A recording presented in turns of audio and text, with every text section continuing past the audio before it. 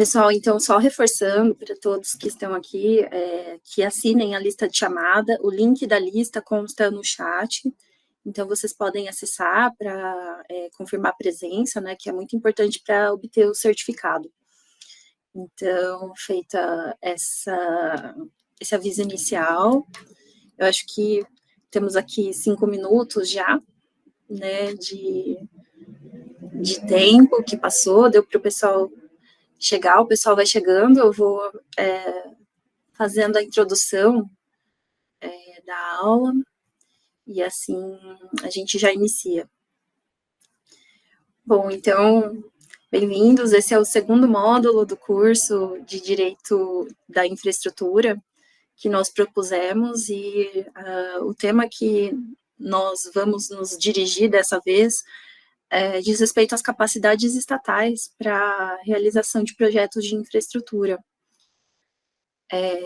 Quem fez o primeiro curso lembra que a gente tratou de características mais gerais dos bens infraestruturais, a gente falou de princípios, a gente falou de regulação, a gente falou de contratos de infraestrutura, e tudo isso para apresentar assim, o quadro geral, delineamentos mais fundamentais da matéria, que agora vai se afunilando, né, para temas mais específicos. Bom, por que eu trouxe o tema das capacidades estatais? Porque esse tema maior vai se relacionar de uma forma bastante íntima com o planejamento e o controle, e também o financiamento, né, das infraestruturas, que são enormes gargalos, né, conforme a gente vai ver nas próximas aulas, né, inclusive com a aula sobre controle, da professora Marília, que vai ser na quarta-feira. Então, para começar o conteúdo, vamos falar do conceito de capacidades estatais.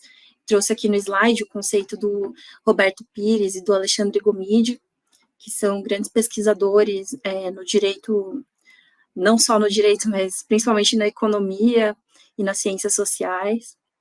Então, eles definem as capacidades estatais como os arranjos jurídicos institucionais que tornam o Estado mais capaz de produzir políticas públicas e entregar bens e serviços à sociedade. Para quem fez o primeiro módulo, né, talvez não me recordo, mas acredito que a maioria dos que estão presentes fizeram, vocês se lembram que o tempo todo a gente, eu e a professora Marília, nós nos reportávamos a complexidade dos projetos de infraestrutura, né, tanto para regulação como para a composição contratual desses projetos, né, porque as infraestruturas, elas operam em um sistema de rede, né, elas funcionam como redes, então elas estão imbricadas com inúmeros pontos na cadeia econômica que vão desde o fornecedor das matérias-primas, né, desde o arquiteto, do engenheiro, até o usuário final, até assim, as externalidades sociais e econômicas que são emanadas do funcionamento da infraestrutura. Então, a gente consegue visualizar uma cadeia, uma verdadeira teia que se desdobra, uma teia relacional que pode ser contratual, pode ser informal, pode ser regulatório, e que vão compor as características para o funcionamento da infraestrutura, o funcionamento, seja ele já no seu nível inicial, né, no projeto mesmo de uma infraestrutura, como também no seu funcionamento. Então, quando o Estado planeja ou vai realmente implantar uma infraestrutura, ele tem que ter em vista toda essa teia relacional que se desdobra desse funcionamento, dessa rede que vai compor uma infraestrutura. Então, a composição de arranjos jurídicos institucionais que considerem essa complexidade é fundamental para o sucesso desses projetos de infraestrutura. As capacidades estatais, portanto, elas vão ter por base esses arranjos, né, que por sua vez se dirigem e se denotam pelo resultado que é produzido, né, pela capacidade de produção, de efetivação das políticas públicas, que em matéria de infraestrutura vão sempre culminar na universalização dessas infraestruturas, que também pressupõem o desenvolvimento econômico, né, a inclusão social, e entre outros valores constitucionais que vão sempre permear as noções políticas.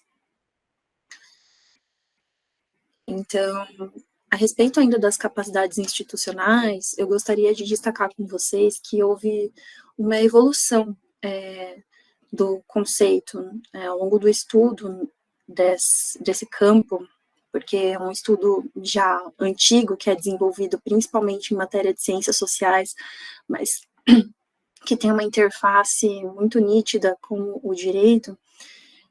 Nós vemos uma evolução no seguinte sentido, né? Primeiramente, o conceito de capacidades institucionais se referia à criação e a manutenção da ordem num determinado espaço territorial que correspondia ao espaço estatal.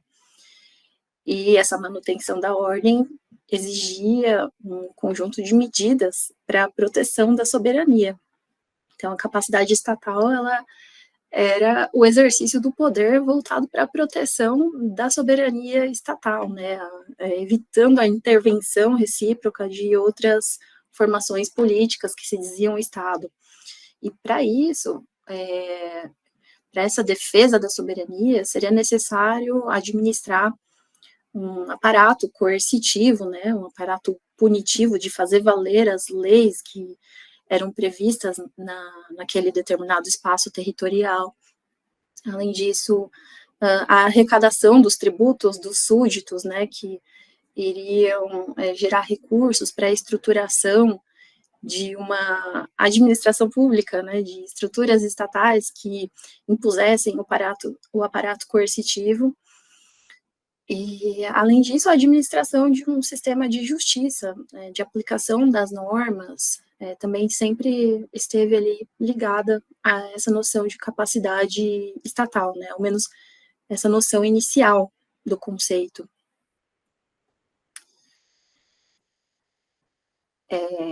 Então, como eu disse, né, essa foi uma primeira abordagem que se dirigiu mais aos estudos de uma primeira geração para análise dos processos históricos de construção do Estado. Então, conforme esses estudos foram avançando, né, para ter agregando mais noções sobre a formação e a construção dos aparatos governamentais, a gente passa por uma segunda geração, né, vamos dizer assim, de estudos que se reportavam às capacidades estatais.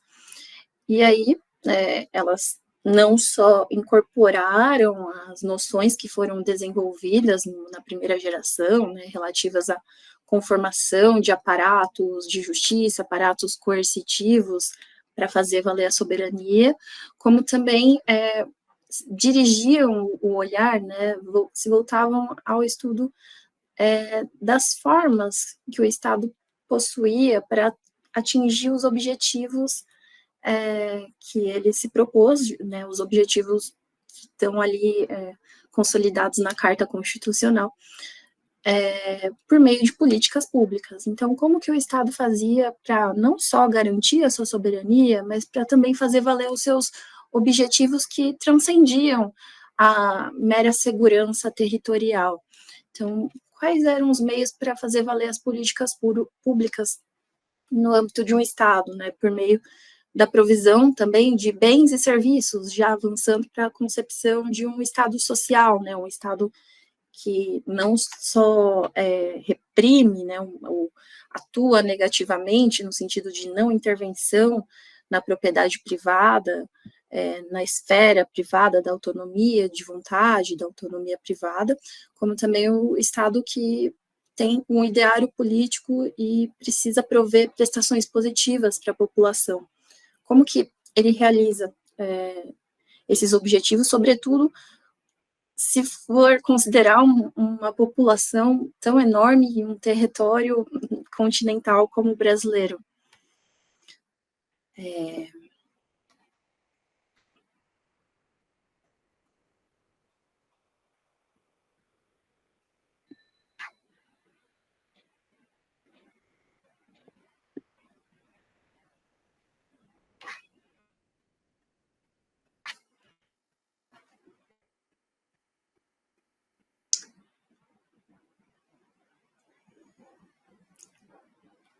Por fim, a gente passa, então, por uma terceira geração de estudos sobre as capacidades do Estado, que vão enfatizar a maior complexidade que foi adquirindo a ação pública e o próprio papel do Estado, né, que se transformou em face da complexidade que adquiriu as demandas sociais e econômicas a seu cargo, porque ao lado do Estado foi notado que há alguns atores, né, algumas instituições que não compõem o Estado, mas que se coordenam e que podem, inclusive, capacitar o Estado, ou seja, incrementar a própria capacidade estatal para a realização das políticas públicas. Então, assim, essa terceira onda, terceira geração de estudos sobre as capacidades estatais surgiu ao longo do século XX, que foi justamente o período no qual esse papel do Estado foi marcado por transformações profundas dentro dos governos e também na relação do Estado com a sociedade e com o mercado. E por isso mesmo se diz que o conceito de capacidade estatal, né, ou seja, a forma como o Estado atinge seus objetivos, passa a se identificar com o conceito de governança, já que as relações entre as organizações do setor público, do setor privado e da sociedade civil, né, das organizações da sociedade, passa a ser fundamental para a efetivação dos objetivos do Estado, muito mais, inclusive, do que uma burocracia, do que um pessoal estatal, os servidores públicos,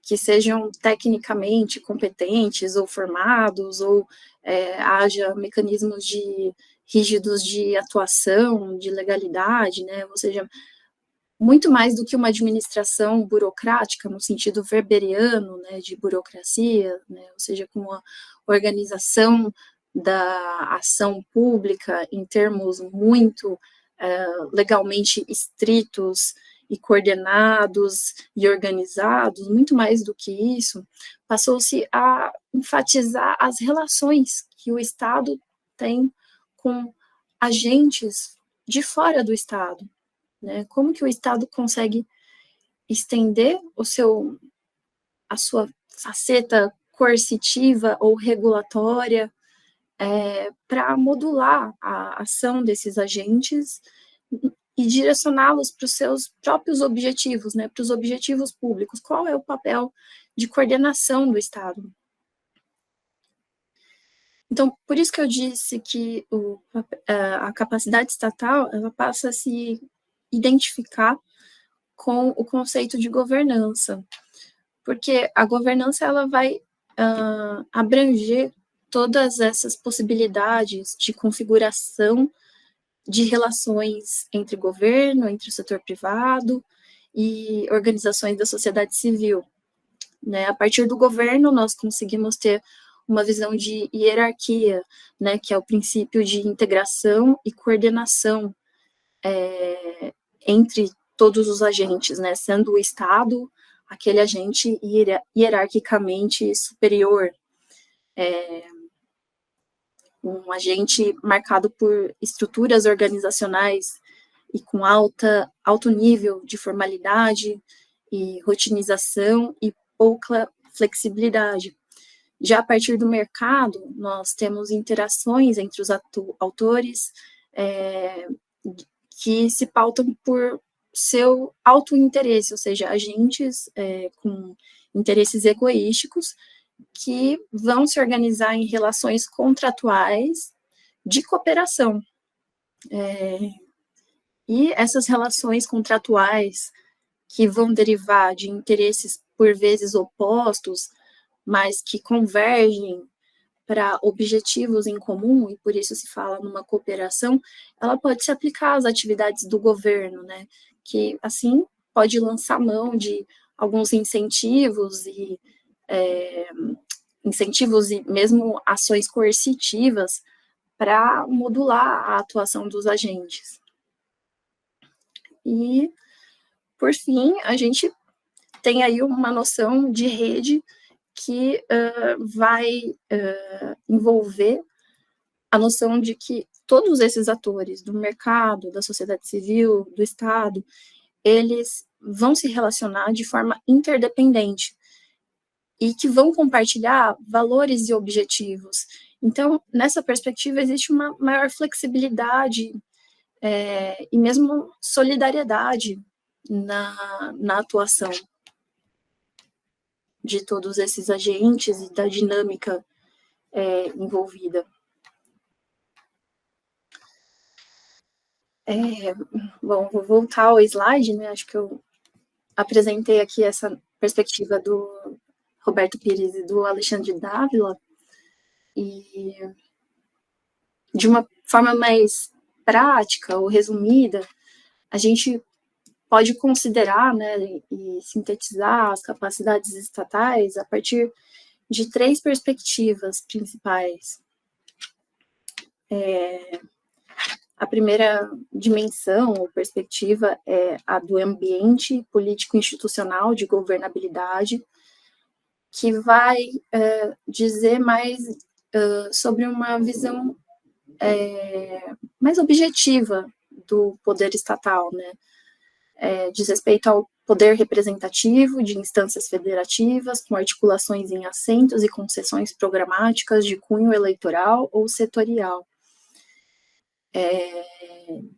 Ou seja, nessa dimensão vão se definir as políticas públicas, é uma dimensão assim estratégica, né, de onde vão se conceber os objetivos maiores, né, as linhas gerais de atuação do Estado, que vão se compor, né, ou se desdobrar em políticas públicas.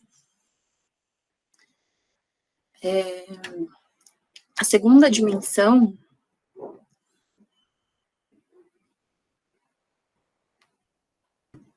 das capacidades estatais, então vai se referir aos mecanismos e atores que implementam as políticas públicas, né?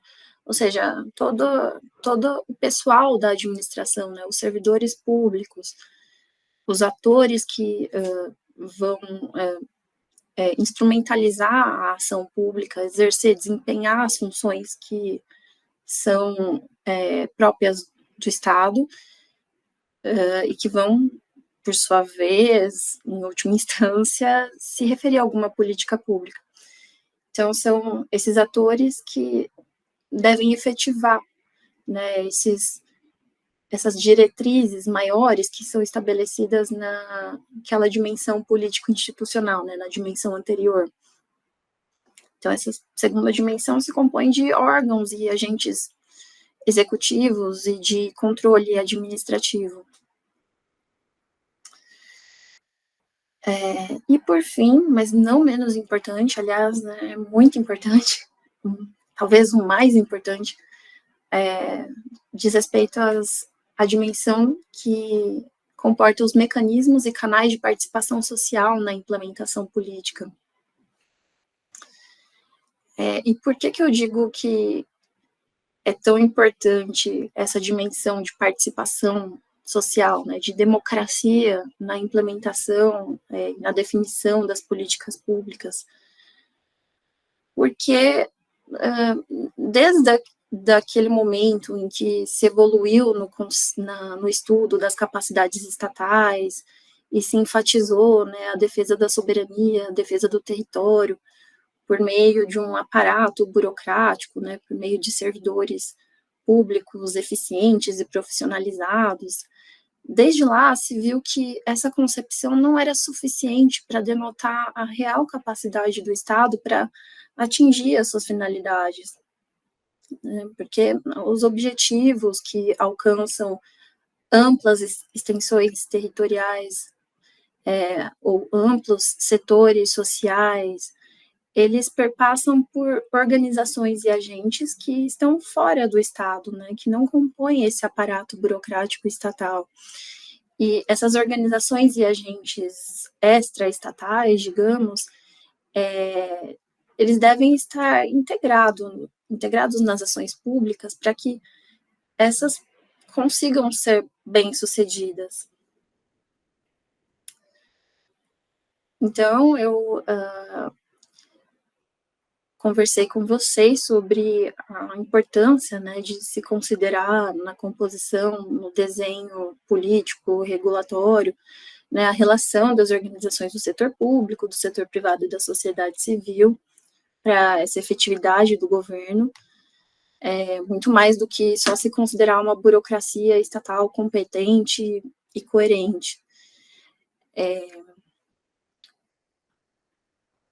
A gente observa, né, no século XX, ao longo do século XX, quando surgiu essa terceira linha de estudo das capacidades estatais, que os aparatos do Estado, que antes eram muito verticalizados e muito concentrados, né, baseados naquele princípio ali da hierarquia, né, de comando e controle, né, imposições coercitivas e concentração, né, concentração de ramos da economia, né, lembram das grandes privatizações nos anos 90, né, setores econômicos que antes eram monopólio do Estado, se liberalizaram, e por liberalizar aqui a gente tem que entender que foi a passagem da prestação do serviço, né, não da titularidade, mas da prestação do serviço público, e também de obras públicas, que vão envolver muitas infraestruturas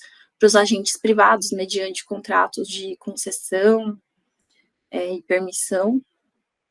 Então, esse Estado verticalizado e concentrado ao longo do século XX, ele se fragmentou, né, por meio desses processos aí de descentralização, de privatização, e por isso novos atores sociais, econômicos e políticos passaram a ser reconhecidos como interlocutores do Estado e também parceiros para a realização dos objetivos estatais, né? Olha, quando a gente transfere para um particular a tarefa, né, de desempenhar um serviço público que é de titularidade do Estado, ele passa a ser visto como um parceiro, né, como quase um longa-manos do Estado no desempenho ali daquela atividade que tem que se referenciar à realização de direitos fundamentais constitucionais. Então, a produção das políticas públicas passou a requerer arranjos jurídico-institucionais e estruturas mais complexas, né, que vão decorrer das modificações das relações entre o Estado e a sociedade e o mercado, né, que se complexificaram também. Então,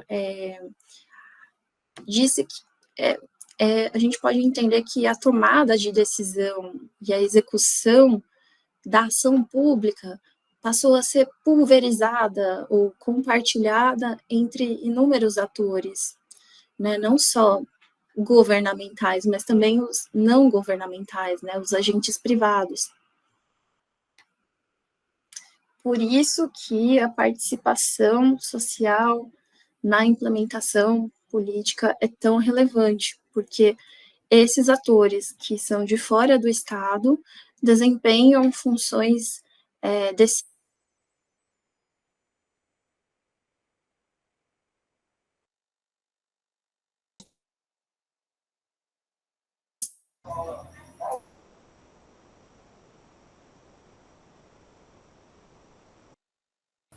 Travou, professora Ingrid.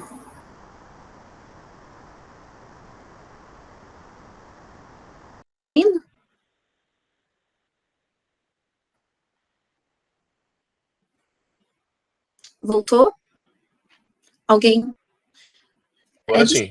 Até onde vocês ouviram eu falar? Vocês ouviram? Não estamos vendo o áudio, não estamos vendo a imagem da senhora. Olha só que coisa. A minha internet deve estar com um problema.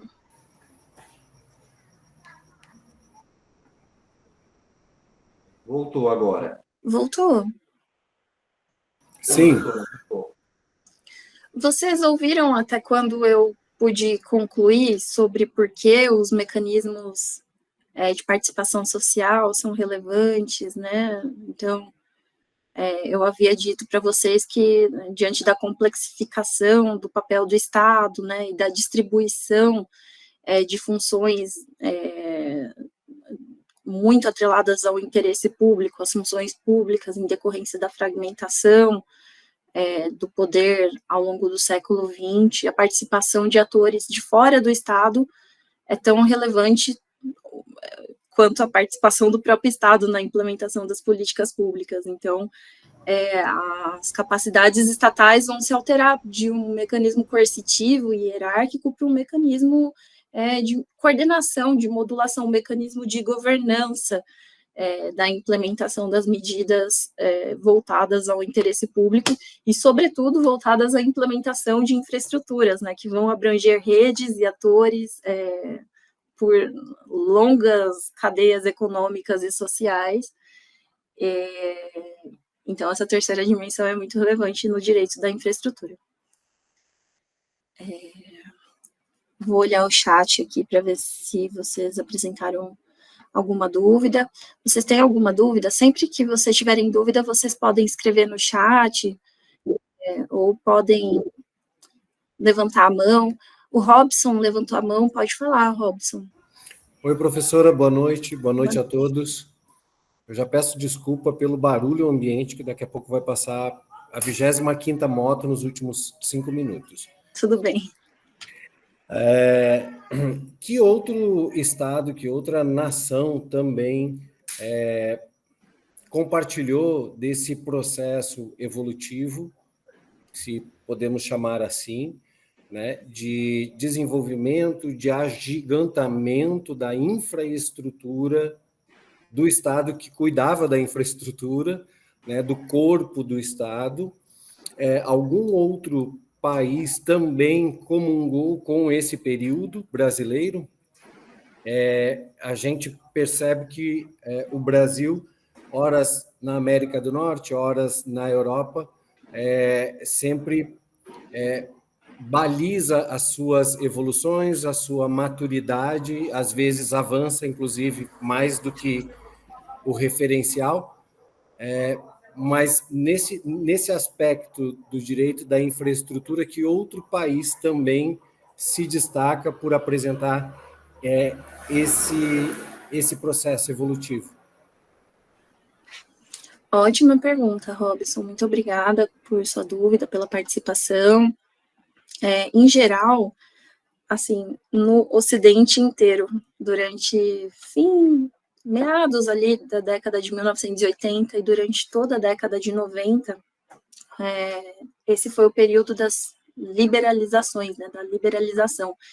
Isso aconteceu na Europa, pesadamente, na Inglaterra, na América Latina, depois da Europa, né, assim, lá nos anos 90, mesmo meado dos anos 90, o que acontecia? O Estado, ele monopolizava algumas atividades, né, consideradas estratégicas, consideradas serviços públicos, né, e a justificativa do monopólio era porque, como eram atividades que eram muito relevantes para a sociedade, quem deveria concentrá-las, né, Também o discurso da soberania, né, que eram atividades que garantiam a soberania. Sim, também, sendo estratégicas, né, garantindo os interesses da sociedade, né, do povo, né, que compõe o Estado, Eram atividades que deveriam ser monopolizadas pelo Estado, mas isso foi se alterando na medida em que o Estado foi assumindo muitas funções para si, e ele não tinha estrutura, não tinha o aparato suficiente para poder conduzir todas essas atividades da maneira adequada. E eu estou reproduzindo esse discurso porque é o discurso que fundamentou as grandes liberalizações.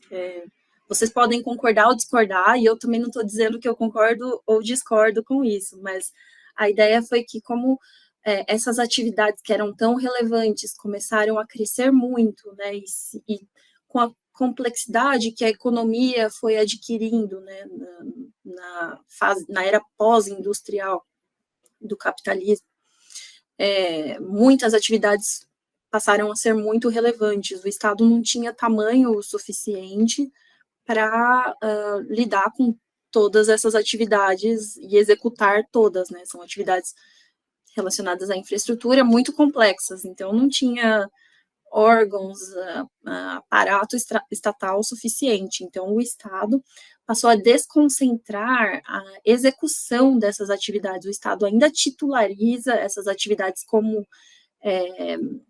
bens ou serviços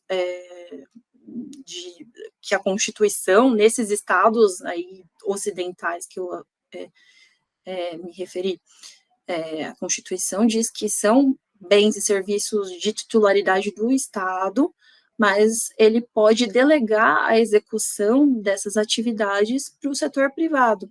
E a delegação da execução dessas atividades, para que ainda se pautem pelo interesse público, passam a receber uma carga regulatória mais intensa. Então, a regulação dessas atividades, a forma como esses particulares delegatários das atividades vão desempenhá-las, né, ela se encontra toda detalhada, disciplinada em regulamentos, em lei, e também nas agências reguladoras, que foram aí outra... Então, as agências reguladoras, elas trazem o DNA do controle, né, realmente da punição, do limite, da definição do escopo, né, do que fazer, aonde fazer, quando fazer, para quem fazer, o quanto que cobra, essa parte nem tanto.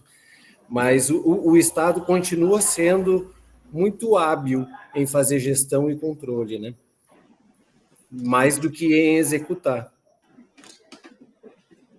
Sim, esse é o cerne do discurso, né? O Estado, ele desconcentra a execução do serviço e passa a atuar mais no nível estratégico regulatório para coordenar a atuação dos agentes privados. Então, e isso aconteceu massivamente em todo o mundo. E na América Latina, no Brasil, nos demais países da América do Sul, da América Central, passou a acontecer ali em meados dos anos 90, as liberalizações, né, que se diz. Então, tá respondido, Robson? Maravilha. Se ninguém tiver mais nenhuma dúvida, eu vou passar para o próximo slide.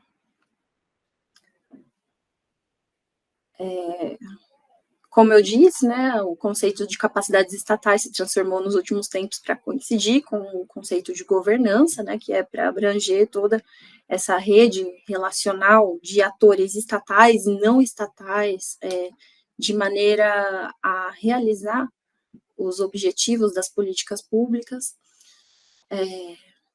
Trago aqui o decreto número 9.203 de 2017, que dispõe sobre a política, repetir aqui, política de governança da administração pública federal direta, autárquica e fundacional. Então, esse decreto apresenta a definição de governança pública, e é um conceito funcional, né? Eu achei bom, trouxe para vocês por isso. Governança pública seria, então, de acordo com o decreto, o conjunto de mecanismos de liderança, estratégia e controle postos em prática para avaliar, direcionar e monitorar a gestão, com vistas à condução de políticas públicas e à prestação de serviços de interesse da sociedade. Bom, reiterando, né, o que foi dito antes, com a liberalização da economia e a democratização, né, que são aí ambas vertentes de fragmentação do poder estatal ou de ampliação do poder do locus decisórios para além do Estado. Então, com essa liberalização e democratização, difundiram-se, proliferaram-se espaços de poder nos quais os particulares detêm protagonismo em questões públicas, cabendo ao Estado exercer funções indiretas ou regulatórias, né? Como eu disse, né, com esse movimento de fragmentação do poder, o Estado passou a exercer o papel de coordenador de todas essas forças econômicas e sociais, e coordenador que é voltado aí aos objetivos, à realização dos objetivos constitucionais. E em matéria de infraestrutura, o objetivo último seria a universalização para realizar todos os direitos fundamentais que decorrem dessa infraestrutura. Aqui, esse último tópico, eu digo que se desafia a concepção weberiana de uma burocracia eficiente e profissionalizada para a obtenção das finalidades estatais, porque, como eu disse, mais do que uma visão interna ao próprio aparato estatal, né, de uma capacitação dos agentes para que eles atuem em conformidade estrita com a lei, né, o que é muito relevante, inclusive, mas também passa-se a considerar a relevância no mesmo nível de uma maior permeabilidade da administração pública às demandas, aos influxos sociais, às inovações econômicas, a participação desses setores que não compõem o poder do Estado, que estão para além do Estado.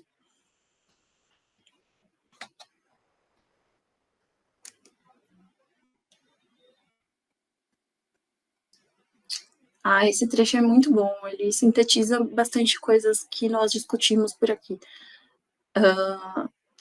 Trecho, então, da Fabiana Silva Fernandes.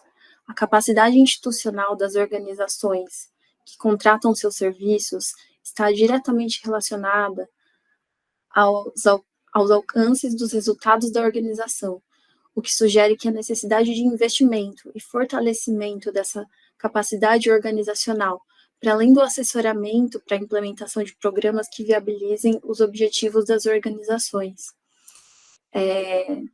Então, quando a gente fala de capacidade, a gente vai dizer que um Estado está capacitado quando ele alcança os seus resultados. E o alcance de resultados não tem que ser visto a partir de uma visão tecnocrata, né, uma visão que desconsidere os influxos diferentes da democracia, né? Todos os setores sociais e econômicos, eles têm que ser considerados, e é claro, eles vão ser ponderados, né, a eles vai ser atribuído diferentes níveis, diferentes valores, de acordo com os objetivos da política pública, mas ali a criação de consensos, né, essa culminância do exercício da democracia, que é o estabelecimento de consensos, ele tem que ser transposto para o nível ali, o nível estratégico, né, o ambiente político institucional que vai definir as políticas públicas. E essas políticas, por sua vez, elas precisam ser concretizadas, elas precisam ser efetivadas, observadas como resultado prático. E por que ela, né, a Fabiana Fernandes e outros autores falam de capacidade institucional, mas aqui a gente fala de capacidade estatal. A capacidade institucional, ela descreve mais ou menos o mesmo fenômeno, mas ela tem um referencial teórico da teoria da administração, enquanto a capacidade estatal, ela inclui, né, os estudos que versam sobre capacidades estatais, incluem perspectivas jurídicas, né, que também abordam instrumentos jurídicos para falar da ação pública direcionada à política estatal.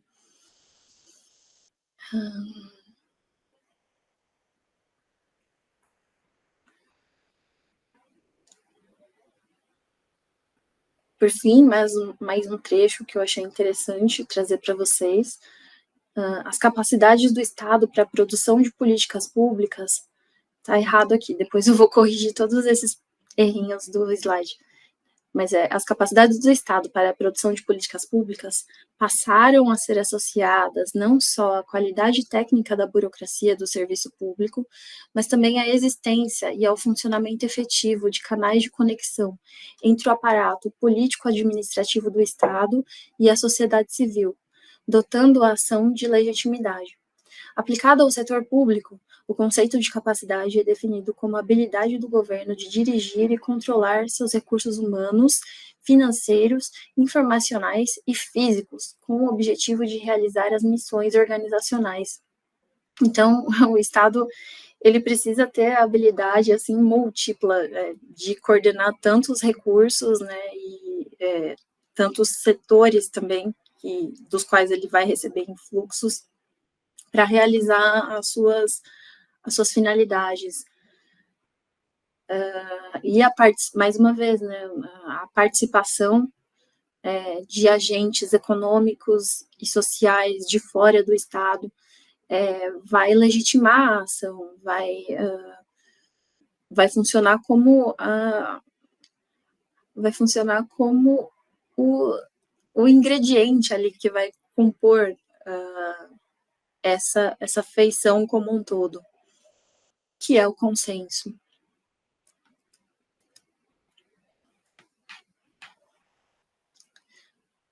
Aqui é muito interessante, mas esse decreto, eu só vou confirmar com vocês, mas esse decreto que eu trouxe para vocês, ele é desse ano.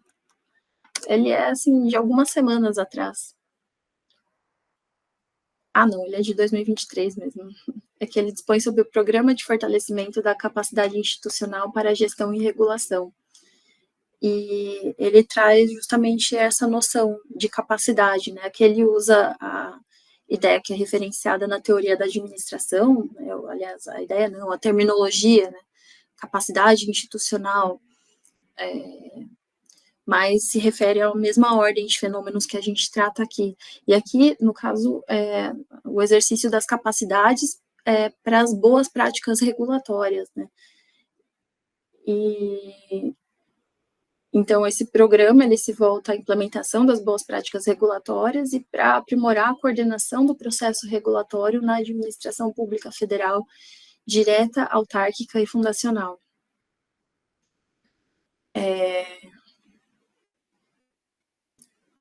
Esse decreto, então, como se aplica a regulação, vai tratar dos atos normativos inferiores a decreto, de interesse geral de agentes econômicos, consumidores ou usuários dos serviços prestados, editados pelas entidades da administração federal.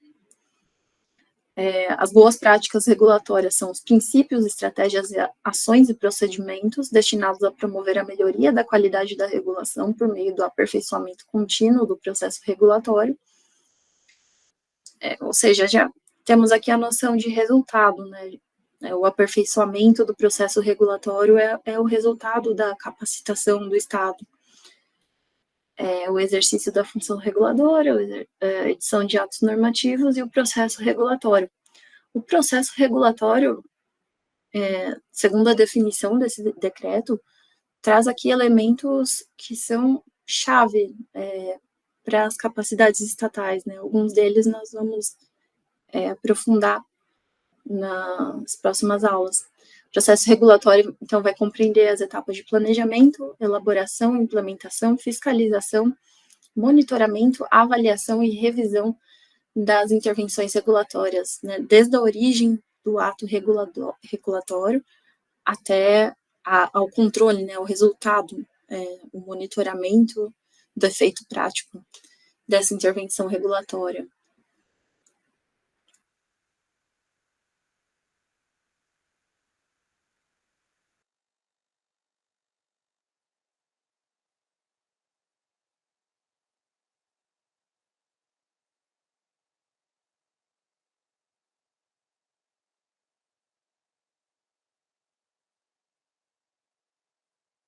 Está sem som, Ingrid.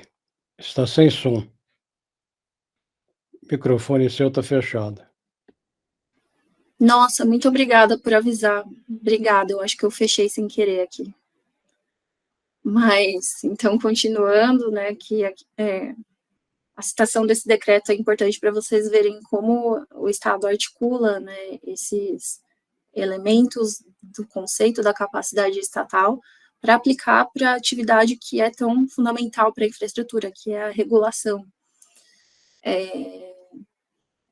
Então, o programa de fortalecimento da capacidade institucional para gestão e regulação vai objetivar fortalecer, simplificar e racionalizar o sistema regulatório, fortalecer a capacidade de formulação e análise de políticas públicas no processo regulatório, disseminar boas práticas regulatórias, aprimorar a coordenação e o alinhamento estratégico entre as políticas setoriais e o processo regulatório. Olha, os termos desse inciso vão ser tão importantes na prática da implementação das infraestruturas em geral, porque, como nós veremos, a coordenação e o alinhamento estratégico intrasetorial é um dos grandes gargalos no país. Contribuir para o desenvolvimento e fortalecimento das capacidades regulatórias dos órgãos e das entidades das administrações públicas, federal, direta, autárquica e fundacional, desenvolver e aperfeiçoar mecanismos de controle social e de transparência no processo regulatório, aí a permeabilidade da administração pública, a participação de agentes econômicos e sociais, que eu havia destacado para vocês como é importante, o fortalecimento da autonomia, da transparência e da eficiência das agências reguladoras, que a gente tem o resultado, né, a eficiência está muito atrelada à produção de resultados, com a otimização de recursos, apoiar tecnicamente os órgãos e as entidades da administração pública federal, direta, autárquica e fundacional na implementação de boas práticas regulatórias.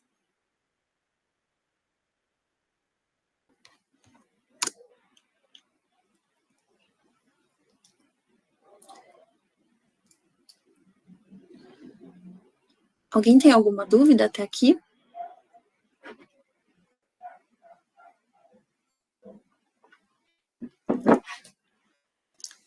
Se não, eu vou passar para esse tópico que eu havia proposto para a gente associar, né, o tema das capacidades estatais, e que é tão importante no direito administrativo atual, que é o consequencialismo, que é um conceito que foi incluído na reforma de 2018 da Lei de Introdução às Normas do Direito Brasileiro. Essa reforma introduziu os artigos 20 e 21, né, entre outros artigos dispositivos que foram inseridos na LINDB.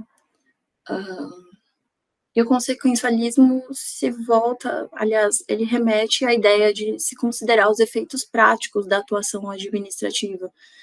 Então, o administrador ele não pode agir, iniciar uma atuação administrativa ainda na origem dessa ação, sem considerar como que essa ação vai repercutir na prática, né? E essa repercussão prática deve considerar não só os efeitos ali dentro da própria administração pública, como também os efeitos para os inúmeros setores que eventualmente possam ser afetados, né? Então, não existe mais esse brocardo de faça-se o direito, cumpra-se o direito e pereça o mundo. Não, é necessário se considerar como que a ação administrativa vai beneficiar na prática, vai concretamente proporcionar a realização do interesse público, a realização de interesse de direitos fundamentais.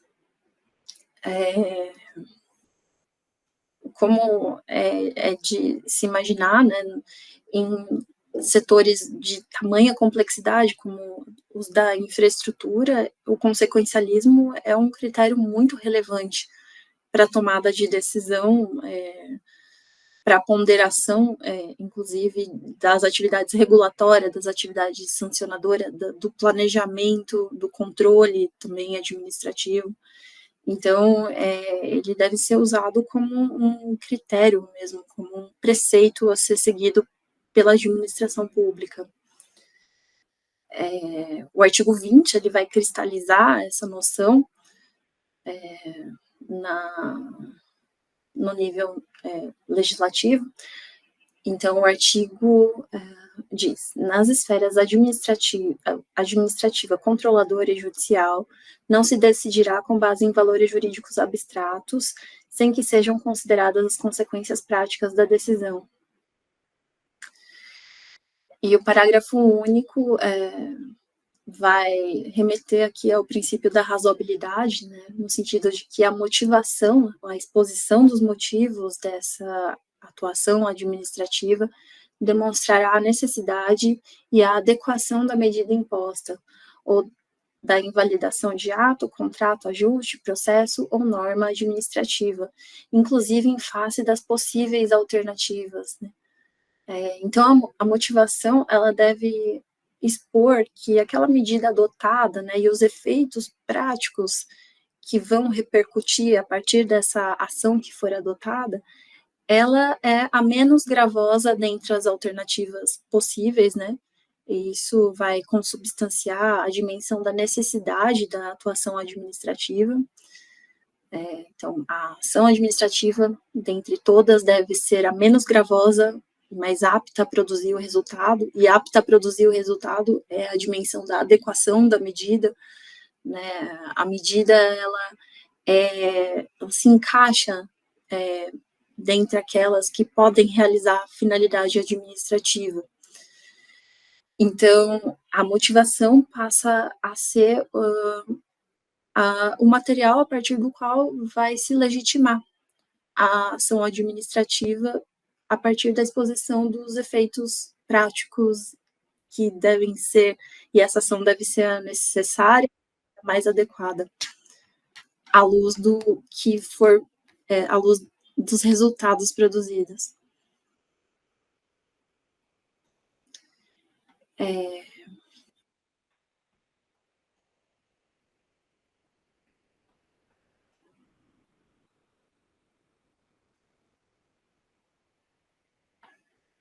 Outro artigo que vai articular a ideia do consequencialismo é o 21, que dispõe: a decisão que nas esferas administrativa, controladora ou judicial decretar a invalidação de ato, contrato, ajuste, processo, norma administrativa, deverá indicar de modo expresso suas consequências jurídicas e administrativas, né? Então,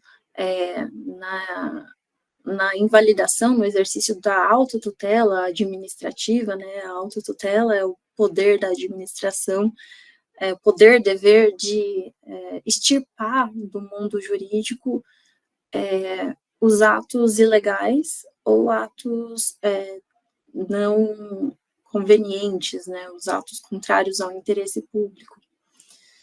Essa decisão também deve considerar os resultados práticos. Um Estado capaz é o Estado que considera os resultados que a sua ação vai produzir para conceber as suas decisões. Então, o consequencialismo ele está diretamente atrelado à noção de capacidades estatais.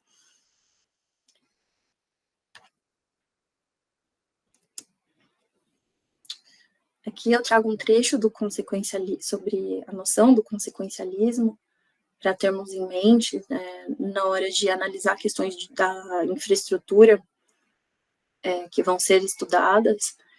Nesse aspecto, posturas decisórias, como ativismo e autocontenção, e posturas interpretativas, como formalismo, consequencialismo ou coerentismo, são alternativas de decisão, às quais é preciso vincular os seus respectivos efeitos projetáveis no mundo para a solução de diversos casos específicos.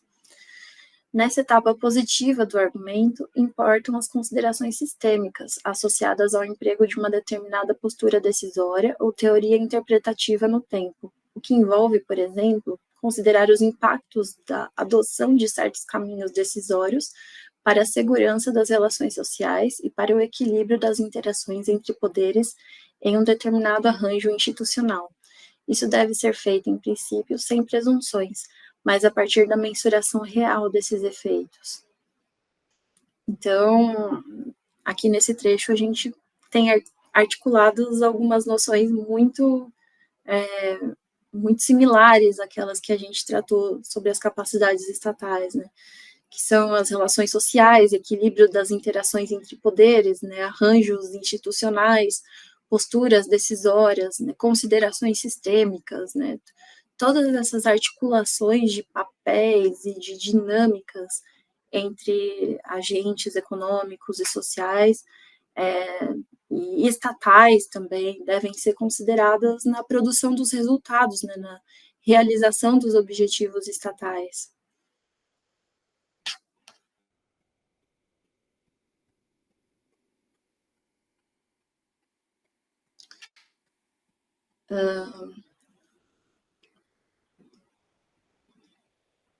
Já associando, então, as infraestruturas, né, dada a complexidade dos projetos e a magnitude dos recursos envolvidos, depende-se de uma segurança global e sistêmica que se estende desde as partes e aos arranjos entre elas estabelecidos, até o cenário mais amplo, global, relativo ao funcionamento do sistema financeiro nacional e do apoio regulatório aos investimentos, com captações estáveis de recursos, depósitos em poupança, títulos da dívida pública e estruturas legais habilitadas a incentivos empreendedores, como no caso do mercado de capitais, das debêntures incentivadas, project finance.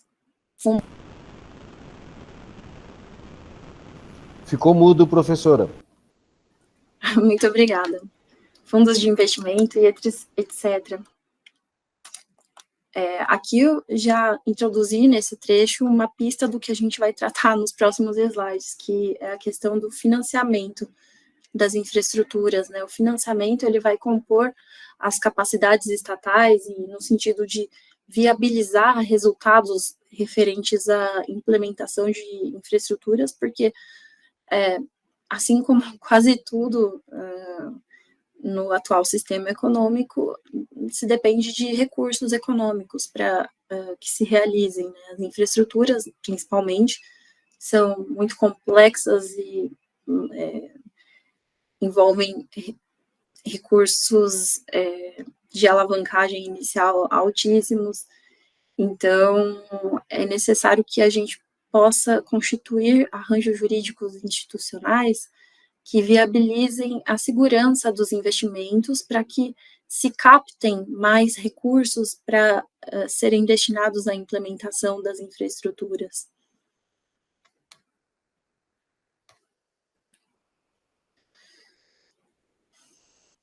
Bom, eu tratei bastante com vocês sobre a participação social, né, a legitimação da atuação do Estado mediante a permeabilidade de atores econômicos e sociais que não compõem o aparato estatal.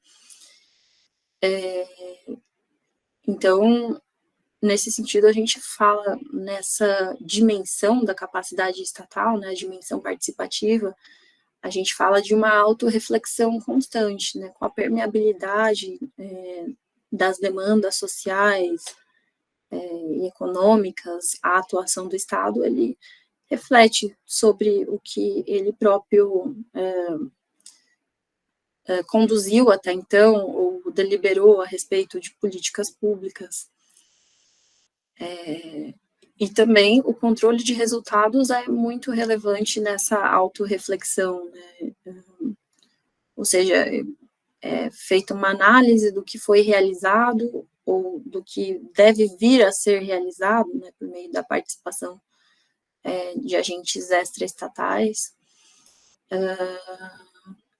E a partir disso se define uma modelagem regulatória retrospectiva, né, que olhe para o que foi feito, e prospectiva, que olhe para o que deve ser feito, para que nos projetos vindouros possa haver uma otimização, uma melhoria dos resultados obtidos. A reflexividade da atuação estatal deve se pautar em seus resultados concretos, sob uma perspectiva consequencialista que mapeie os efeitos práticos das ações e corrija eventuais falhas produzidas. Então, desde a concepção da ação pública, que deve levar em conta os possíveis resultados, né, os efeitos práticos produzidos a partir dessa ação, até os resultados efetivamente produzidos, né, nesse próprio processo que considerou, que se pautou pelos resultados pretendidos, deve haver um mapeamento entre as duas pontas, né, entre o momento de deliberação, de decisão de concepção do projeto, e o momento de, depois da implementação, o momento de controle, né, de análise dos resultados produzidos. E entre esses dois momentos, a reflexão deve resultar em aprendizado institucional, que também vai capacitar o Estado, né, o Estado reunindo informações da sua própria atuação e da atuação dos atores econômicos e sociais na implementação de determinado projeto, aprende e pode melhorar a sua ação. Então, mais uma vez, reforço com vocês, deve haver incentivos à colaboração e à participação decisória do regulado, né, dos agentes econômicos e da sociedade civil, para evitar comportamentos oportunistas, né, ou seja, quando só um setor da economia se apropria do processo decisório, né, influencia o processo decisório por vias de acesso informais, né, ou não institucionais, e também para reduzir as assimetrias de informação, que no setor da infraestrutura são altíssimas, né, pela complexidade técnica, pela especificidade dos ativos envolvidos em grandes obras de infraestrutura. Muitas vezes, o que o Estado sabe a respeito das práticas, a respeito do que vem sendo conduzido com seus parceiros privados, não equivale ao que efetivamente tem se realizado, ao que efetivamente se realiza na prática. Então, com a participação social e econômica, né, você consegue agremiar mais informações, amealhar elementos que tenham referência na prática, e com isso você aprimora o aprendizado e aprimora a ação do Estado.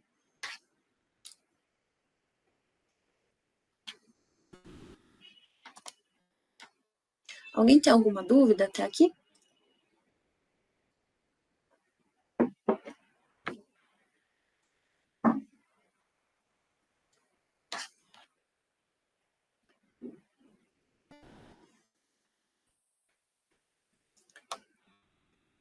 Bom, se não, então vamos continuar essa parte de capacidades estatais, que esse é o último slide. E depois eu vou propor uma pausa de 10 minutos para vocês, para dar um descanso aqui para minha voz. Quem acompanhou o último módulo viu que eu fiquei sem voz, falei muito. Hoje eu estou tentando falar mais baixo para tentar poupar e não ficar rouca de novo. Mas, então vamos lá. Ainda a respeito das capacidades estatais, indico aqui para vocês que as estruturas jurídico-normativas se expressam de modo particular na organização e na atuação do Estado, e essas mesmas estruturas são dirigidas para a consecução de finalidades públicas. As medidas à disposição do Estado para a realização de políticas públicas são fundamentalmente aquelas postas pelo direito, de modo que esse pode ser concebido na perspectiva instrumental ou institucional como a caixa de ferramentas, que é aquela noção que nós havíamos tratado no módulo anterior. Eu acho que a gente se referiu à caixa de ferramentas que o direito representa, né? O direito, ele vai expressar, externalizar o desenho institucional do Estado, né? Então, ele que vai compor quais são os mecanismos pelos quais o Estado pode agir. Então, mecanismos diversos, mecanismos de participação social, mecanismos regulatórios de comando e controle, mecanismos de incentivo econômicos, né? Todos esses mecanismos, eles têm que estar previstos em norma, né? Inicialmente devem estar previstos em lei, ou pelo menos autorizados por lei, uma norma de hierarquia inferior no sistema escalonado do ordenamento, vem e detalha esse mecanismo, e o agente público, por sua vez, edita o ato administrativo, né, de efeito mais concreto, que vai produzir o resultado, finalmente, desse instrumento jurídico, dessa ferramenta jurídica.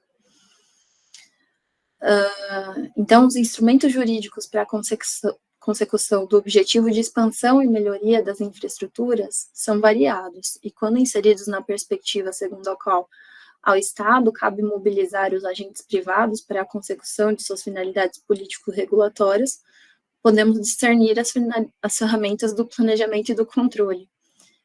O que eu quis dizer com esse trecho é que o planejamento e o controle, eles estão ali dentro da caixa de ferramentas das instituições, né? Eles são duas formas, né? Dois conjuntos de ação do Estado que vão capacitá-lo para a produção de resultados, né? Então, o Estado planeja, ele concebe programas políticos, ordens de ações, define prioridades, define recursos que vão ser mobilizados, define as ferramentas e os atores esses, por sua vez, que são do próprio aparato estatal ou de fora do aparato estatal, que vão ser mobilizados, que vão se valer dessas ferramentas para a execução das finalidades político-regulatórias que podem, e muitas vezes são, relacionadas à expansão e à melhoria das infraestruturas. E o controle, ele vai aparecer na outra ponta, né?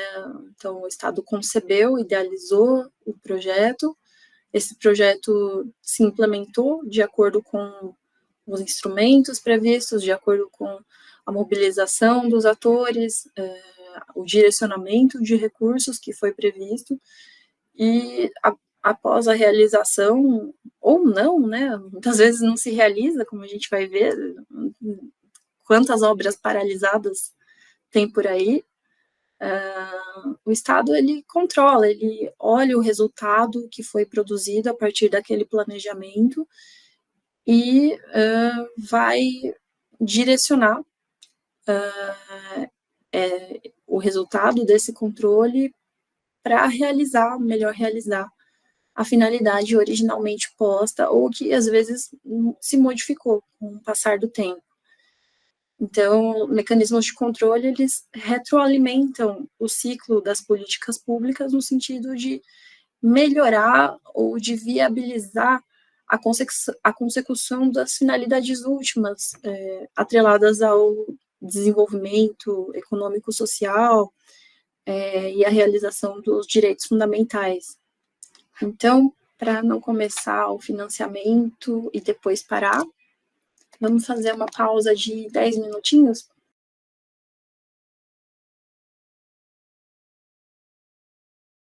Pessoal, vamos voltando, então. Eu me dei conta que eu, de novo, comecei o curso sem me apresentar. Então, eu vou corrigir antes tarde do que mais tarde, né, esse equívoco.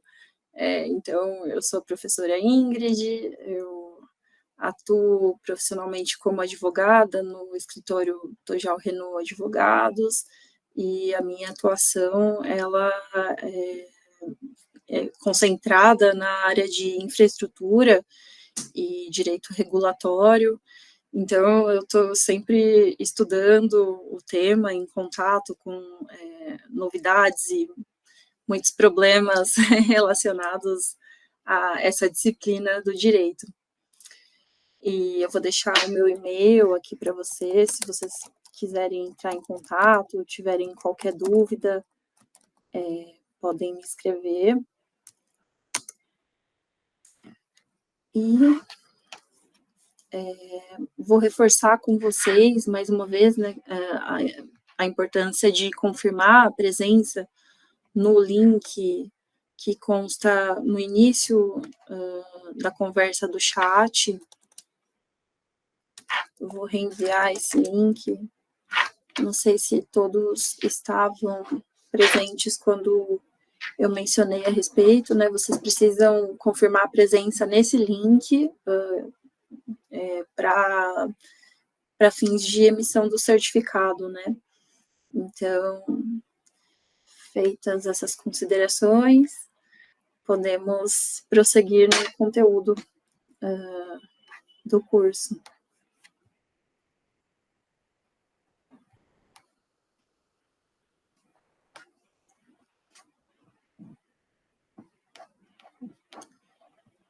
Eu acho que eu continuo compartilhando minha tela, né? Sim, professora. Ah, certo. Muito obrigada. Então, continuando, vamos falar sobre o financiamento das infraestruturas, que, como eu havia referido antes, é um dos componentes da capacidade estatal, porque para produzir resultado no sistema econômico atual, nós precisamos ter recursos, né? E os recursos advêm, grosso modo, né, de maneira genérica, do financiamento para a implementação das infraestruturas. Queria passar para vocês alguns dados que são muito relevantes sobre esse ponto, né, do aspecto financeiro para a implementação das infraestruturas. O Brasil, ele sempre apresentou níveis de baixo investimento em infraestrutura, né?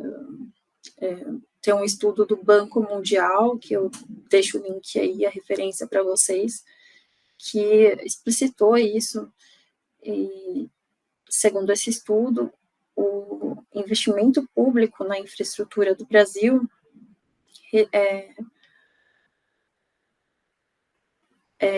diminuiu 45,2%.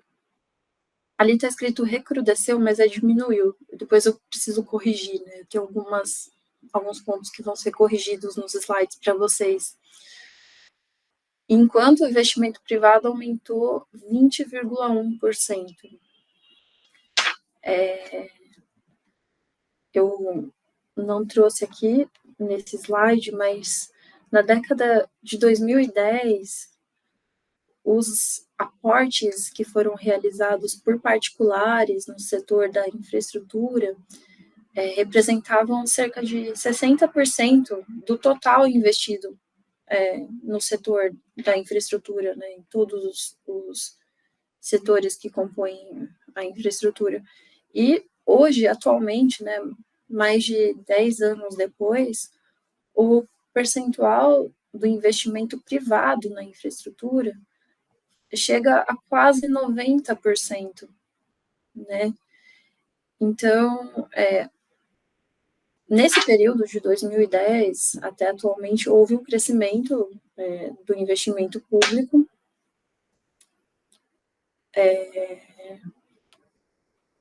mas a gente vê como o investimento privado, ele avança e vai assumindo cada vez maior protagonismo na implementação das infraestruturas.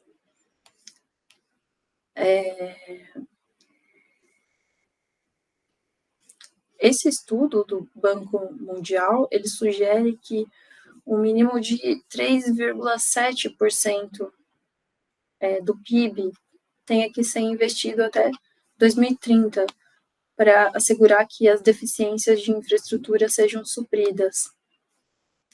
Né? E por que a gente fala de deficiência da infraestrutura? Porque a falta de investimentos se reverte em dificuldades operacionais e econômicas, né? Sendo a infraestrutura algo tão essencial para o desenvolvimento de atividades públicas e privadas, né? Em âmbito econômico e social, se a gente constata a falta de investimentos, por sua vez, a gente gera um efeito que se retroalimenta, porque uma vez que a gente tem baixo investimento em infraestrutura, uma deficiência, uma carência em infraestruturas implantadas, se diminui a atratividade para que agentes econômicos invistam Então, o que já era ruim, continua ruim, e, por sua vez, né, com essa deficiência de infraestrutura, impõe-se um teto para a produtividade nacional. E o teto para a produtividade nacional decorre dessa essencialidade da infraestrutura para o desenvolvimento de tantas atividades relevantes na economia. Esse estudo do Banco Mundial estima que nos setores de transporte, água e saneamento básico, essas dificuldades operacionais que decorrem da falta de investimento de infraestrutura custe cerca de 1,4% do PIB nacional, né? Enquanto a gente tem a recomendação de que, no mínimo, 3,7% seja investido em infraestrutura, um outro estudo, né, dessa vez da Confederação Nacional da Indústria, estimou que os investimentos médios entre 2011 e 2021 correspondem a apenas 1,9% do PIB nacional. Então, para suprir essa carência crônica de investimento em infraestrutura, né, que vem aí de décadas, seria necessário que recursos da ordem de 5% do PIB fossem destinados para investimento em infraestrutura para suprir essas deficiências até 2033. Ou seja, é realmente uma situação muito difícil, né? A escassez de recursos que é destinado para infraestrutura é alarmante, e eu acho que isso a gente tem notado cada vez mais, né, diante das catástrofes climáticas que têm acontecido, né, e prejudicado, se abatido sobre as infraestruturas urbanas, principalmente no sul, muitas vezes problemas que poderiam ter sido evitados se houvesse esses investimentos em nível adequado.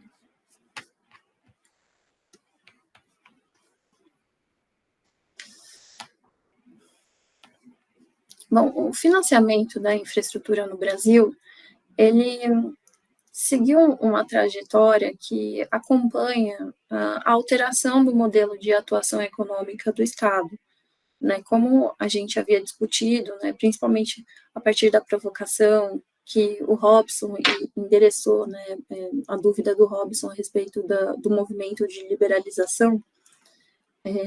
Na década de 90, como eu disse, com as grandes liberalizações, em concomitância praticamente à adoção de uma forma mais indireta de atuação estatal na economia, foram proliferadas as instâncias regulatórias do Estado para modular a atuação dos agentes econômicos.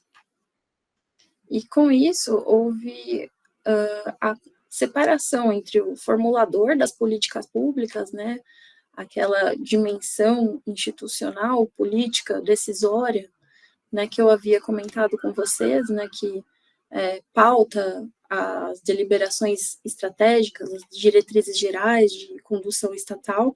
Houve a separação desse formulador das políticas públicas em relação à atuação mais executiva, né, a atuação de implementação econômica das obras de infraestrutura e dos serviços públicos que eram providos por meio dessa infraestrutura.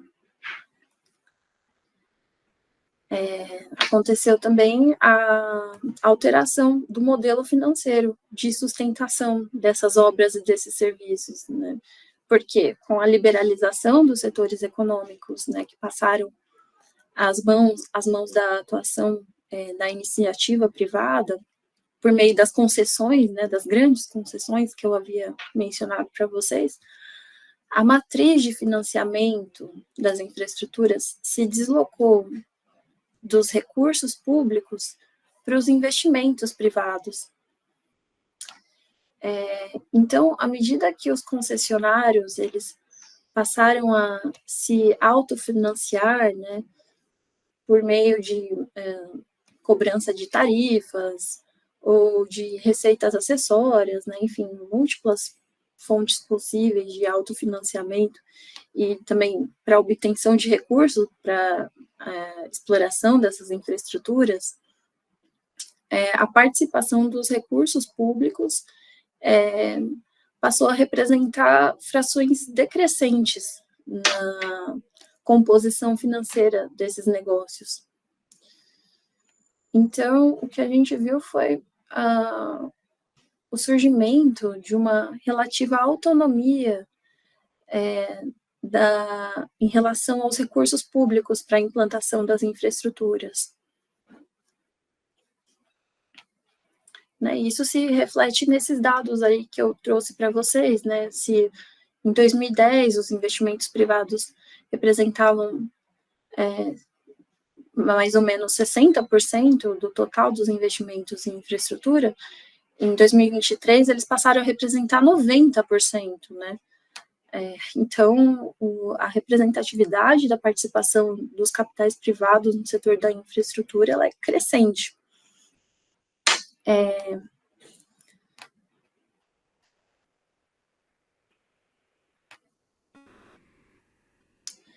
A gente vê que essa reforma, né, que ampliou a participação privada no setor da infraestrutura, visava não só a alteração da matriz de financiamento das infraestruturas, como também visava a constituição de um ambiente jurídico institucional que introduzisse pressões competitivas e a operação eficiente dos ativos, né, gerando aí esse ciclo de atratividade de investimentos, melhoria da prestação dos serviços por meio da competição, e inovação tecnológica, enfim. A lei de concessões, né, que é a lei 8.987 de 1997, ela é um marco fundamental da reforma, da liberalização, né, que eu havia comentado para vocês, porque ela regulamentou o artigo 175 da Constituição Federal e autorizou que as concessionárias privadas passassem a operar os serviços públicos.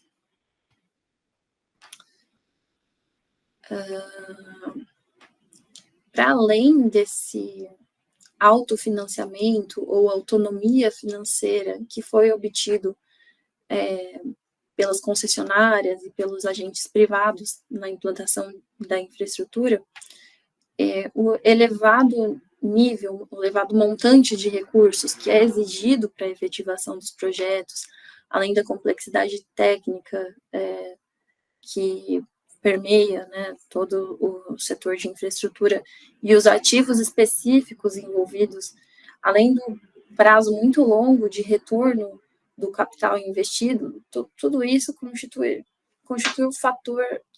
fatores que determinou a adoção de formas mais dinâmicas para o financiamento da implantação de infraestruturas.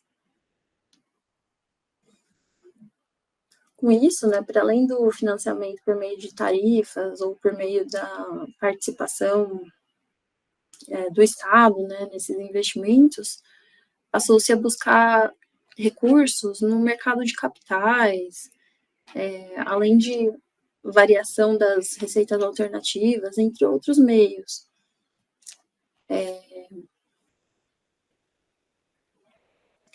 Mas quando eu digo que o setor privado, né, adquiriu um protagonismo no financiamento da infraestrutura, e com isso houve uma redução da participação pública nesse financiamento, a gente não pode disso concluir que a atuação estatal se torna menos relevante para a constituição da infraestrutura.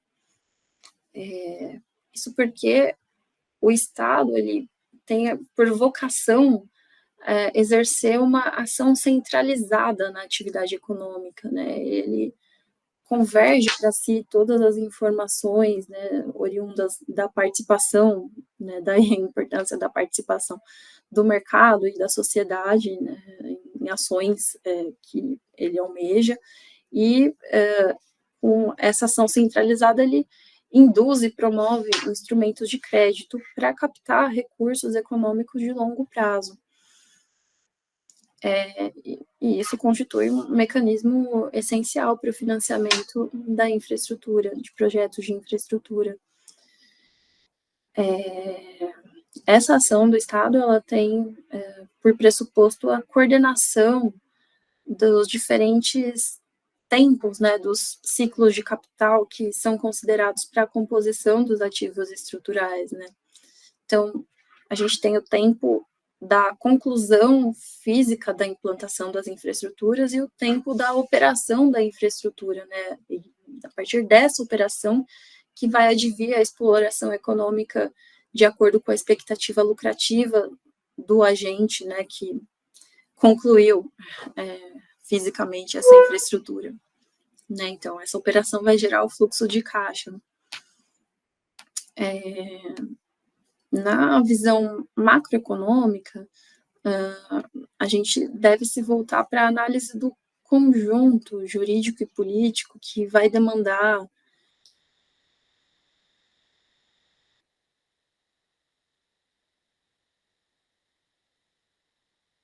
Travou. Professora Ingrid, travou.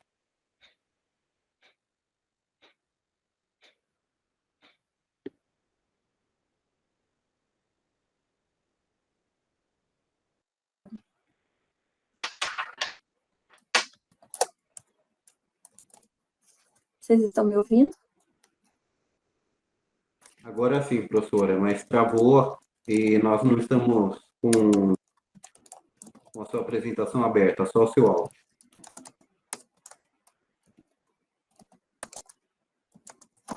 Vocês agora conseguem me ver? Agora sim. Ótimo. E agora, hein? Até onde será que vocês ouviram?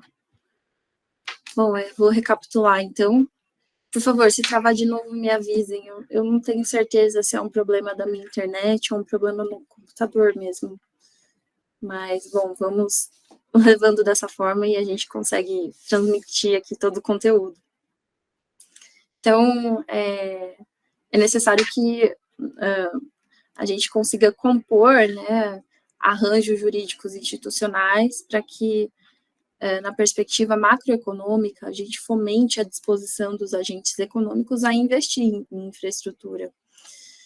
Então, com essa magnitude enorme dos projetos, magnitude financeira dos projetos de infraestrutura e além da lenta maturação, né, um retorno muito longevo dos investimentos, há uma maior sensibilidade dos potenciais investidores ao contexto político. Então, é por isso que eu disse para vocês que cabe ao poder público conceber esses arranjos jurídicos institucionais que confiram mais segurança jurídica para os empreendimentos. Aqui a gente consegue exemplificar com uma questão muito premente, muito atual, né?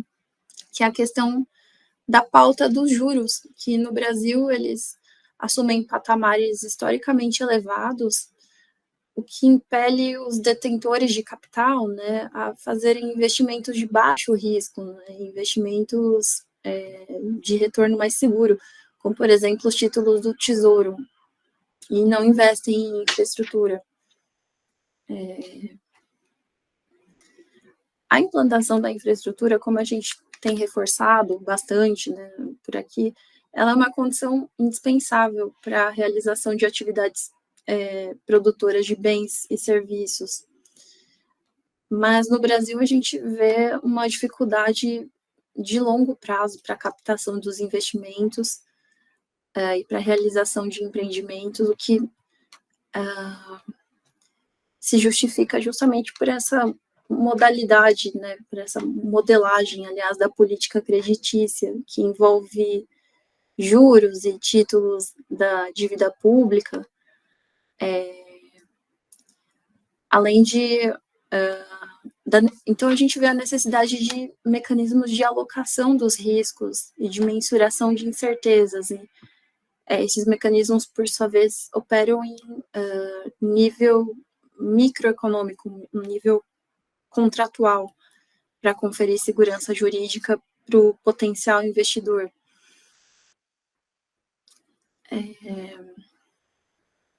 De toda forma, pela relevância desses influxos macroeconômicos, não é verdadeira a percepção de que a ação descentralizada desses agentes econômicos se constituiria no arranjo mais eficiente para a consecução das infraestruturas, ou seja, sem qualquer regulamentação estatal, a gente viabilizaria a implementação das infraestruturas.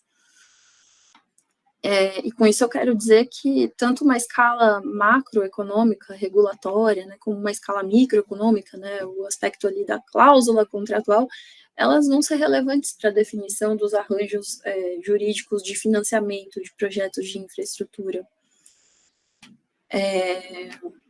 Sejam esses aspectos aí macro e micro atrelados à segurança institucional, do retorno e da estabilidade dos investimentos, seja relacionada à confiança individual dos agentes no negócio, né? Ou seja, percepção subjetiva dos riscos pelos agentes econômicos.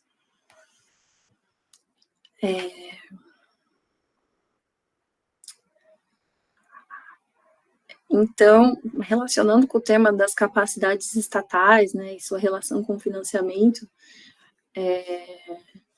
eu trago aqui uma perspectiva do Luiz Fernando Massoneto, né, que é professor na Universidade de São Paulo, que considera que a capacidade de intervenção do Estado na economia se vincula diretamente à atividade, aliás, financeira do Estado, né, que se traduz na forma como o financiamento, né, das infraestruturas é constituído e, assim, como as escolhas de alocação dos recursos orçamentários, a regulamentação do crédito público e também do crédito privado.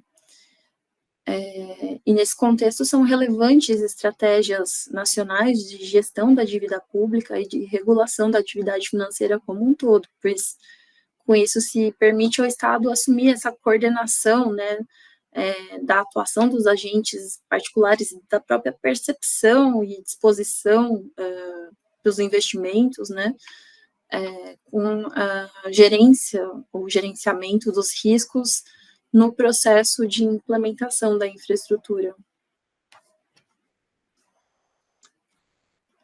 Aqui é relevante tratar, né, das peculiaridades que vão determinar as formas de financiamento, né, da infraestrutura, né, tenham isso em vista, que o volume colossal de recursos necessários para a implantação desse capital fixo, né, capital social fixo, como se diz, ou infraestrutura é um sinônimo, né, que vão ser destinados para os ativos muito específicos, atrelados à rede física em que se inserem, né, e por isso são considerados custos afundados, né, os sunk costs, além da longa maturação dos capitais, né, ou seja, a demora para o retorno dos investimentos, o que no decorrer do tempo, né, vai aumentar o nível de incertezas que são associadas à implantação e à operação desses ativos, vão caracterizar as peculiaridades para o financiamento da infraestrutura.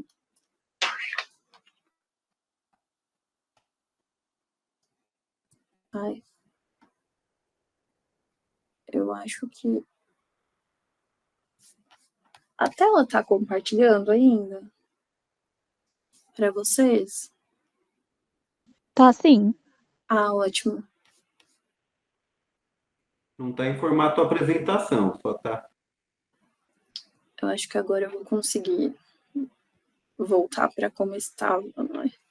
Porque, agora foi, né? Agora aparece para vocês. Desculpem aqui o problema, falha técnica aqui. Bom, então eu havia falado para vocês dessas peculiaridades do financiamento da infraestrutura, né?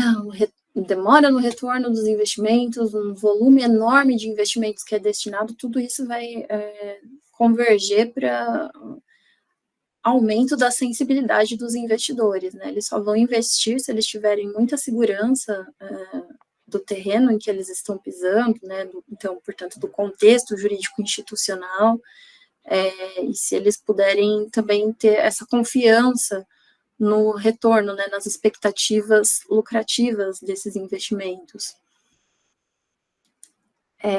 Basicamente, a gente consegue ver 4 formas principais, né, de obtenção dos recursos para financiamento da infraestrutura, né, o autofinanciamento, o investimento direto estrangeiro, crédito bancário e mercado de capitais, né, todas essas formas, elas vão se desdobrar em inúmeros relacionamentos contratuais, também de interação com o mercado, muitas vezes fracionamento da relação contratual, modelagem contratual específica, como o Project Finance, que vai envolver praticamente essas 4 formas aí de funding. Então, tenho em mente que também são aspectos bastante complexos, né, que vão se desdobrar dessas formas de financiamento. Né, como eu disse, os projetos de infraestrutura vão demandar uma estabilidade institucional que possibilite transformar as incertezas de longo prazo em risco, né? O risco, ele difere da incerteza porque o risco, ele é mensurável, ele é concebível, eu consigo antecipar ele e, a partir disso, inseri-lo num esquema jurídico que possibilite a alocação de alguns prejuízos, né, caso o risco se materialize, né. Isso vai incrementar o custo de transação, mas, ao mesmo tempo, vai tornar o projeto mais seguro, né, vai estabilizar as expectativas financeiras. E, por isso, a mensuração das incertezas, ela possibilita não só alocar por entre as partes, né, esses riscos, né, alocar entre as partes os riscos para que elas possam absorver o risco, como também mitigar ou mesmo reduzir os danos que possam ser causados pela concretização desse risco. E isso, por sua vez, vai resultar na composição de arranjos contratuais relativos ao financiamento, também as garantias de quem toma esse financiamento, vai tornar essa composição mais adequada. Então, bom, a gente vai depender de uma segurança global e sistêmica que se estende desde as partes aos arranjos entre elas estabelecidos até o cenário econômico e social mais amplo relativo ao funcionamento do sistema financeiro e do apoio regulatório aos investimentos para a captação estável de recursos, né, e também para fomentar estruturas legais habilitadas a incentivos, né, de empreendedores.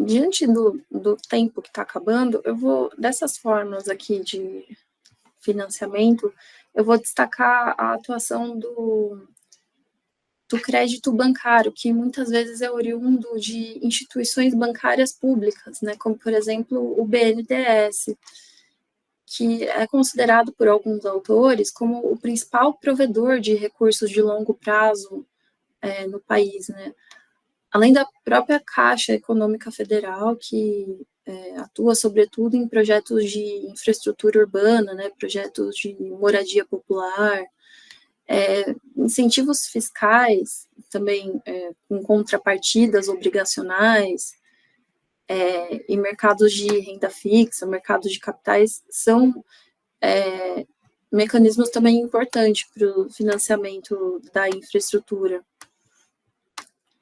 Nos mercados de capitais, é bem interessante a questão das debêntures, né? E recentemente a gente teve uma regulamentação, uma instituição das debêntures de infraestrutura. Antes existiam apenas as debêntures incentivadas, que foram criadas pela Lei 12.431 de 2011, e as debêntures de infraestrutura foram instituídas pela Lei 14.801 de 2024, e ambas são regulamentadas pelo Decreto 11.964 de 2024. Né, esses dois títulos, né, que compõem o mercado de capitais, né, e corporificam títulos da dívida, né, das empresas, né, elas se destinam à captação dos recursos para os delegatários, e mesmo dentre esses delegatários, a gente não está falando só de concessionários, a gente fala também de autorizatários, né, então tem infraestruturas públicas e privadas envolvidas, né, então captação de recursos para a execução das obras e serviços relacionados a infraestruturas de diversos setores, e a emissão dessas debêntures contam com incentivos fiscais voltados ao aumento da atratividade do investimento, né?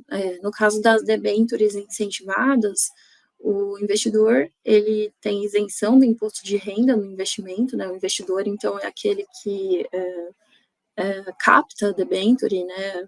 Investe na debênture, enquanto nas debêntures de infraestrutura é o emissor, né? Ou seja, é o próprio delegatário da infraestrutura, né? Do serviço público, que detém benefícios fiscais. Salvo engano, esses benefícios fiscais são referentes a dedução de 30% dos juros que são pagos na contribuição sobre o lucro líquido, né, CSLL.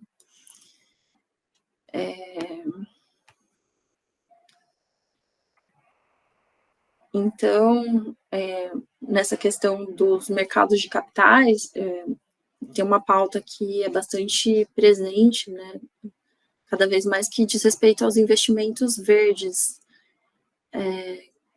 Então, esses títulos emitidos no mercado, não só títulos do mercado de capitais, né, como também os créditos, as linhas de crédito bancário, né, do BNDES, da Caixa, elas devem ter em vista os riscos ambientais, né, gerados pelas alterações climáticas, né, e esses riscos ambientais, eles, no limite, eles vão consubstanciar riscos de investimento, né, então, a gente consegue visualizar a absorção da pauta ESG, né, para o investimento em infraestrutura no Brasil. Então, o perfil majoritário, né, da infraestrutura, aliás, do financiamento da infraestrutura é privado, é majoritariamente privado, e é uma tendência atual no mercado da preferência para o tipo de investimento que represente debêntures verdes ou linhas de crédito atreladas a infraestruturas com tecnologia sustentável, né, de menor impacto no meio ambiente, que se valha de técnicas de descarbonização, de energias limpas, entre outras. Então, a preservação do meio ambiente é incentivada, né, uma forma aliás, um efeito regulatório, né, de coordenação das atividades dos agentes privados na implantação da infraestrutura para realização de valores ambientais também.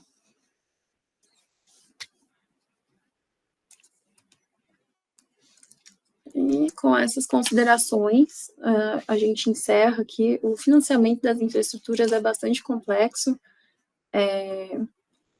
mas eu quis me deter mais no conceito de capacidades estatais, que a partir dessas lentes, nós conseguimos entender todo o resto, praticamente.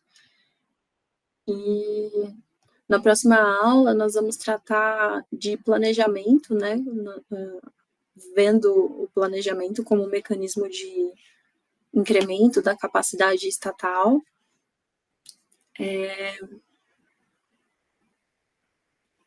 E depois, com a professora Marília, na aula de quarta-feira, vocês vão ver o controle, a atividade de controle, né, relativa às infraestruturas.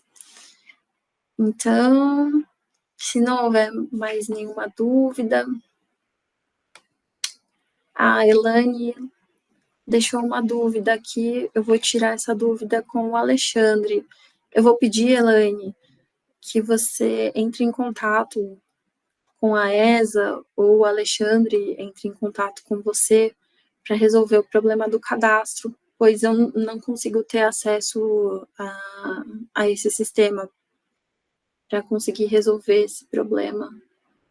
Tudo bem?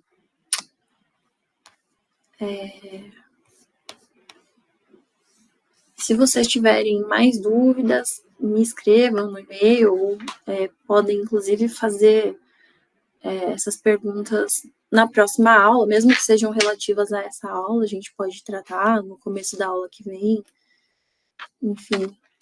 Então, eu vou agradecer a presença de todos vocês, a atenção, e por hoje a gente fica por aqui. Então, até amanhã, e um abraço. Muito obrigado. Obrigado, professora. Boa noite. Boa aula. Obrigado. Tchau, tchau.